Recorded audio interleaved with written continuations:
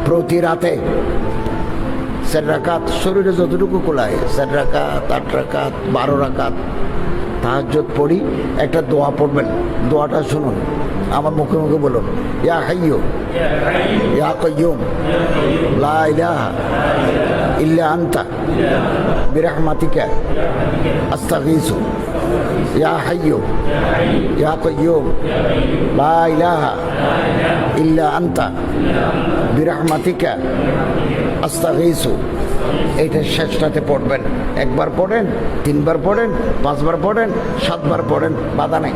শেখুল ইসলাম আল্লামা হাফেজ ইবনে তাইমিয়া বলেন, আল্লাহ আপনার একটা গুপ্তধন হাতে দিবেন, আল্লাহ তাআলা আপনাকে একটা নিয়ামত হাতে দিবেন। কি দিবেন এটা আল্লাহ বলেন নাই। ইউ মাস্ট গেট ইট, আপনি অবশ্যই পাবেন, আল্লাহ আপনার অবশ্যই দিবেন। কি দিবেন এটা বলেন নাই। একটা কুদরতি নিয়ামত আল্লাহ আপনারা হাতে দিবেন। আল্লাহুম্মা আমিন।